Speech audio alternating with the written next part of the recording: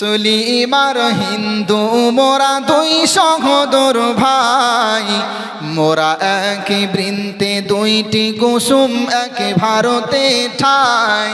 এই এখন আবার কুসুম বললে আবার সমস্যা। একজন তো বলছে কিসের কুসুম, ঠিক না? কিসের কুসুম? তোর বাপের কুসুম শালা। তোকে শালাই বলবো, তোর বাপের কুসুম। তুই পশ্চিমবঙ্গে বসবাস করার তোর অধিকার নেই, তোর শয়তান। কি বলবো বলেন এদের বিষয়ে? যে শব্দই বলি না কেন আমি অবাক হয়ে গেছি। এরা কি ধরনের মিডিয়া? মাঝে মাঝে আমাদের সরকারের ওপরও আমার রাগ হয়। কেন জানেন? এই মিডিয়াগুলোকে এইভাবে ছেড়ে রেখেছে কেন এরা? এরা সাম্প্রদায়িক মিডিয়া, দাঙ্গাবাজ মিডিয়া, সংবিধান বিরোধী কথা বলে। কেন এদেরকে গরুর মতো ছেড়ে রেখে দিয়েছে বলেন তো? কিসের কুসুম বলবেন আপনারা? বলবেন না তো? মুসলিম আর হিন্দু মোরা দুই সহোদর ভাই, মোরা এক বৃন্তে দুইটি কুসুম এক ভারতে ঠাই। মুসলিম যার সৃষ্টি রে ভাই, হিন্দু সৃষ্টি তারি, মোরা বিবাদ করি করে খোদার উপর খোদকারী। মুসলিম যার সৃষ্টি রে ভাই, হিন্দু সৃষ্টি তারি, মোরা বিবাদ করি করে খোদার উপর খোদকারী। কত সুন্দর কথা! হিন্দু মুসলিম সবাই আমরা একই স্রষ্টা সৃষ্টি, কিন্তু আমরা নিজেরাই বিপদ করে নিজেরাই বিপদ ডেকে আনছি, ঠিক না? ঠিক বলেন? নিজেরাই বিবাদ করে নিজেরাই বিপদ ডেকে আনছি, ঠিক না বলেন? আজকে সাম্প্রদায়িক উত্তেজনা সব জায়গাতে কেন বলেন? আমাদের কারণে। এক শ্রেণীর অশিক্ষিত ধার্মিক বলবো না, গোনা হবে, এক শ্রেণীর অশিক্ষিতদের কারণে এই বাংলাদেশে যে ঘটনাটা ঘটে গেল। আমি যখন এই ভিডিওটা বানিয়েছিলাম আমাদের এই বিধায়কের ব্যাপারে, তখন অনেকে কমেন্ট করে বলেছিল, হুজুর বাংলাদেশে দীপুচন্দ্র দাসকে নির্মমভাবে হত্যা করা হলো, আপনারা এ বিষয়ে কেন কথা বলছেন না? আমি বললাম, ভাইয়া আপনারা আমাদেরকে এতটা অসচেতন মনে করিয়েন না, এতটা অমানবিক মনে করিয়েন না।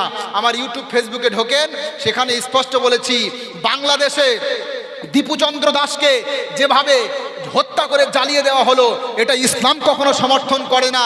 এটা মুসলমান একজন মুসলিম যিনি আল্লাহতে বিশ্বাসী, যিনি রাসূলে বিশ্বাসী, তিনি এমন কাজটা করতে পারেন না। কোনো মানুষ যদি অপরাধী হয় তাহলে ইসলামী রাষ্ট্রের রাষ্ট্রপ্রধান, শাসক গোষ্ঠী বিচার করবে। সে যদি অপরাধী হয় তাহলে তার উপযুক্ত শাস্তি হবে।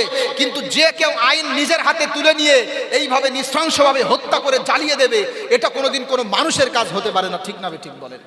যারা করেছে ওদেরকে আমরা মানুষই মনে করি না, মুসলিম তো দূরের কথা।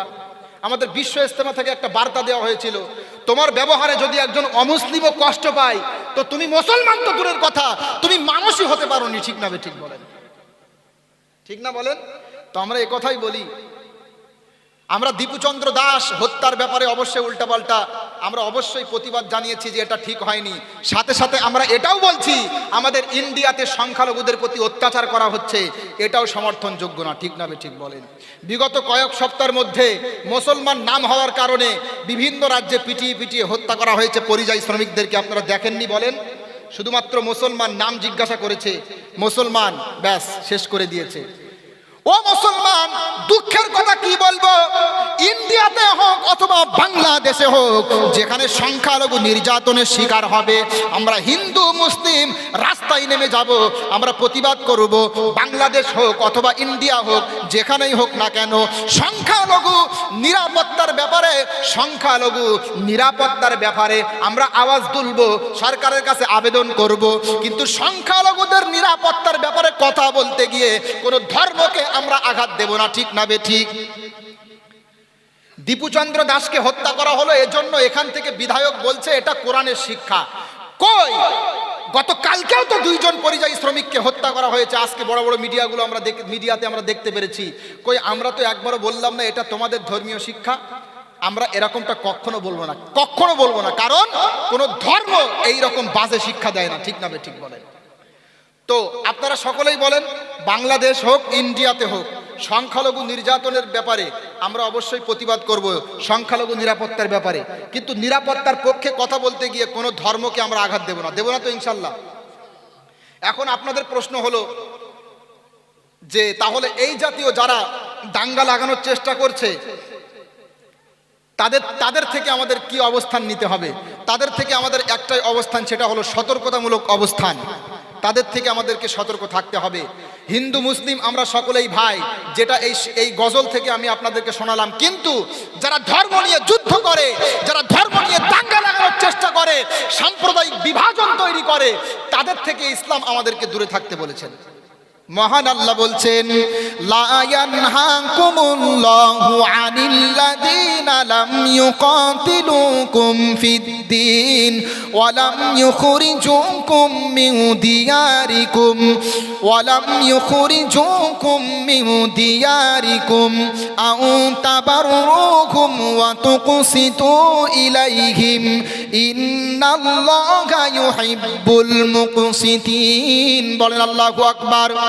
সূরাতু আল মুমতাহানা 28 নম্বর পারা 9 নম্বর পৃষ্ঠা 2 নম্বর রুকুর 8 নম্বর আয়াত। ভালো করে শোনেন। আমার এই আওয়াজ যদি কোনো অমুসলিম ভাই শোনে, তাদেরকেও বলছি ভালো করে শোনেন।